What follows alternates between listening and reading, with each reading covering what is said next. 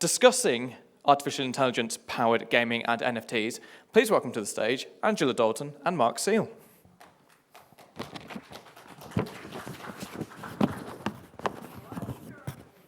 Great. Thanks, everyone, so much for coming to this exciting fireside chat for me. So I recently met Marc, and just so everybody knows, my name is Angela Dalton. I am the founder and CEO of Signum Growth Capital. We invest and advise at this intersection of Web3 and gaming. Prior to Web3, so prior to starting Signum in 2018, I had a long traditional career, mostly in the game space. And I'm currently on the board of FaZe Clan and have invested in mythical games and some traditional gaming companies like Epic and Discord as well. But there's a well-known bubbling kind of theme in gaming, which is a shortage of 3D designers, a shortage of artists, a shortage of basic skill sets in building games. And so that's been a backbeat, and I've been listening for it.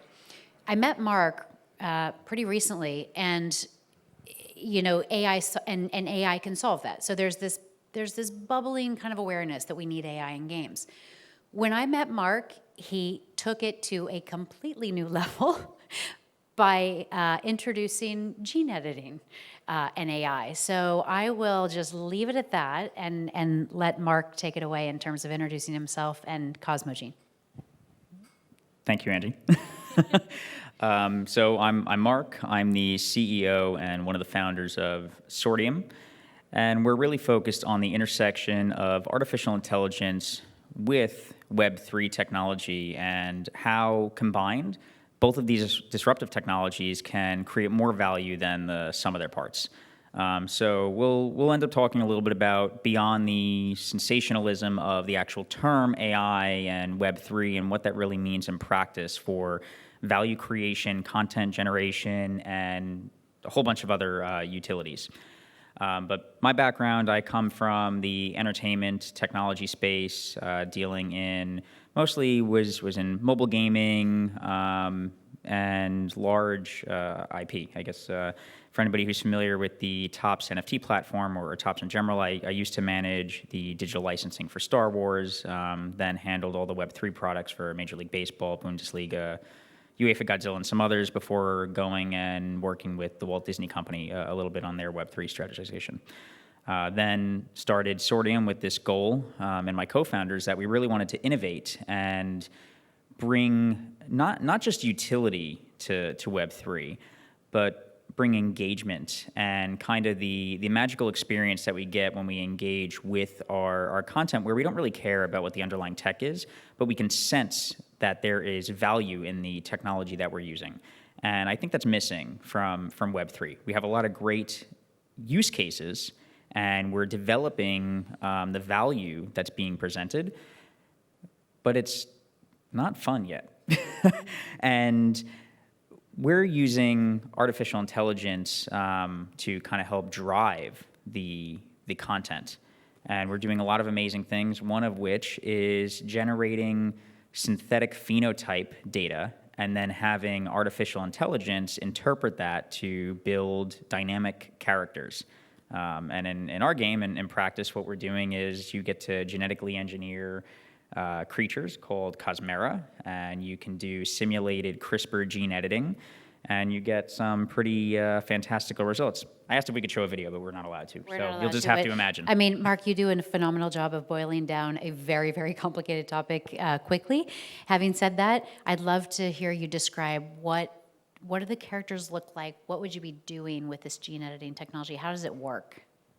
So there's a multi-step process, right? The player's not going to experience this, but we probably should have titled this the magic behind digital content or something, right? Like what actually gets you an interactive creature? So let's take a step back, and what is the content, right? I described it briefly, but anybody who's familiar with Tamagotchis, Pokemon, let's think in that space for a moment.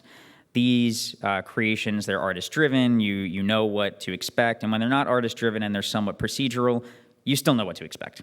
You get in variable results, but it's not beyond what you can imagine most times.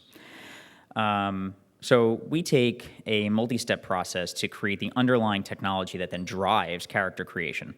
And what I said before, synthetic phenotypes, what we do is on the tech side, we generate a dynamic model. Anybody who's ever played the game or seen the game Spore does this, actually. It's an old technique, but a powerful one. The difference is we use that as a baseline architecture for building what would be considered by our algorithm a viable creature. So you could get bipeds, quadrupeds, something with wings, but you just get the bone structure that's created. And that's not even really designed by a human. That's, again, designed by an algorithm. From there, we have built our own stable diffusion models, which interpret that synthetic data that goes into as an input. We have a target, and then over a multi-agent, it's called multi-agent generation process, we evolve towards a set of goals. And as we do that, we see the results, which are pretty fantastical. We can determine what we want the art style of this to be. And we could either feed art style that we like, so we could say we want this to look like an anime, and we can feed it 10,000 images from our favorite animes and say, this is the art style we want this to feel like. And then we generate a dynamic model from the phenotype data. It then gets processed by our algorithm or stable diffusion system. And what we get is a finalized creature that looks as if it was designed by the same creators of the anime. Or we could do any else, other styles, whatever we want to do. In Cosmogene, the game that we're building, we picked somewhat vibrant art style. We picked examples. We made our own art.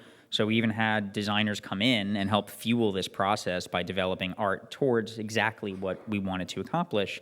And then the AI can replicate that over and over and over again. And even get better as we tell it, this we like, this we didn't, and so on. So all the characters will look like they're part of the same family in some respects and all kind of flow. So the game will change over time. The characters will change over time. The assets will change over time. But it'll look related? Is that? Yeah, so you get a level of consistency. And this is actually a big challenge in the space. Anybody who's ever worked or used, and this is getting a little bit outside of Web3, but anybody who's familiar with DALL-E 2 or has seen or used Midjourney, yeah, these are generative art processes that you can define. You can say, I want to see this in the style of Picasso, or I want to see this in the style of an anime, and you will get results that are relevant. Where the big challenge comes in is if you want to focus on specific attributes. You can get static art, but if you feed in the same prompt, the same request, you'll get relevant but very different results every time. You also will get background noise and other data around your result. One of the innovations that we needed to solve was targeted processes so that you only get the character. It's only focused on building a character or an object, specifically the item that you want. And that takes a different level of, I would say, contextual awareness from the AI algorithm in order to process these things. Can we have a lot to cover. There's so much here. I want to talk about game engines because you're creating your own. And yet, it'd be worth explaining kind of how that fits into the broader world. I mean, most people in this room understand that Unreal Engine and Unity are kind of dominant in the market and for game engines. This is something completely new and interesting. And so how is it different and how does it fit in? So game engines today are designed explicitly for human consumption. It's designed for everybody's eyes here. And that's great because you're the ones playing the game. However, when you want to have AI generative content and you want to be able to leverage artificial intelligence in order to drive advancement in content creation, the AI needs to be able to interpret it. So the engine we built is explicitly designed to generate synthetic data that can then be interpreted by AI. That's how we generate our synthetic phenotypes. It's an image that a person reasonably never sees. The only people who see it are our dev team while we're doing our tests or if a developer wanted to look at that data. But it's not meant for you and I to look at. It's meant for a computer to look at, interpret, and then produce the final result that the consumer or the player gets to look at. I would love to switch gears a little bit. This idea started germinating in 2011, I believe. Tell us about the genesis of this entire idea, where it came from. You did a lot in your career between that point of 2011 and now. What happened over that time? So I was fresh out of high school, and I had this idea. I was very inspired by Tamagotchis and actually the old Digimon Digivices that you could plug into each other. I used to run around and battle my friends, and I got obsessed. I had them as a kid, and I never stopped using them for all the way into my late teens. And I had this idea to evolve this genre. So I developed the idea. We called it CryptoGene in 2011. And if you look at the domain and you look at the registry, it was registered by me in 2011. Before I had any idea what Bitcoin was, it was meant to be cryptographic genetics. And that was the goal. We wanted to create a really deep experience around this sense of companionship with virtual creatures and the magic, the illusion of feeling like these are alive and really have something behind them. So that kicked it all off. Clearly, the project did not launch in 2011. We simply couldn't do what I wanted to do, and I shelved the project for many years, worked my way through the entertainment industry, became a big part of these brands, spent a good amount of time actually working directly with Michael Eisner, who was the previous CEO of Disney. And all of that inspired me a lot to revisit once I met my co-founders in the company. They loved the idea, and we said, let's do this. We have the ability to do this, and this is a great example of how we can leverage technology. So now we have AI-generated Cosmera, which are NFTs, and part of the NFT structure is they have tokenized genetic code that is produced from a real genetic algorithm. Mm-hmm. And you skipped a little bit over TOPS. You built the TOPS platform. What did you and your team, I believe one of them came from TOPS, what did you and your team learn from that experience and bring into Sortium? So I think there's a lot to learn in fandom. There's really dedicated people, and you can build these really, really dedicated fan bases. But we learned a lot in the process of just how you engage with content, the complexity of building tokenized content, and how you create value behind all of that content and meaning. Because the value isn't really the end of it either. It has to be the interpreted value to the person. And sometimes that's not how much an asset's worth. It's how much emotion you can connect to those assets. And the most successful brands give you that emotional connection where, I mean, there's plenty of games that I've played or that anybody has played where you just love the content. So you're willing to get it however you can. You want to be part of the content. You want to be part of the world. You want to be part of the experience, and you want to leave your fingerprint there. And I think there's a lot to be desired, or a lot left to be delivered on, really, in the space for that. And that's one of the things that we're trying to do is provide that fingerprint that you can have a mark on.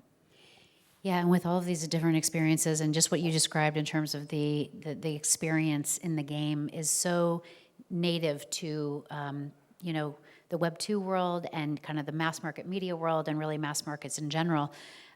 How do you think that CosmoGene will provide a bridge? Is it the content? Is it the tools? Is it a combination? What is it? So CosmoGene is effectively a proof of concept of the technology that we're building. The goal is once we show people how they can engage with AI, help it build really engaging and immersive content, also emergent content in which you really can tell your user base and your fan base that you've never imagined this. Nobody has. We haven't. We get to experience new content created and generated by our users engaging in real time. And I think that's very powerful.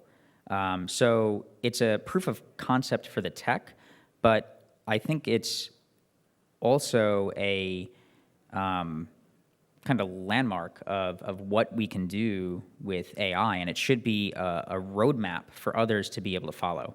One of the things at Sortium that we like to say is that we're trying to innovate for future innovators. We are not the be-all, end-all innovators in the space, but we do have the right people and the right technology to expand the capacity for others to come in and innovate in ways that we also never would have thought of. Innovate for future innovators. That's amazing. Okay. Oh, this is not working. Anyway, thank you all so much for coming. Thank you, Mark. This has been really exciting. Thanks. Thank you. Thanks, everybody.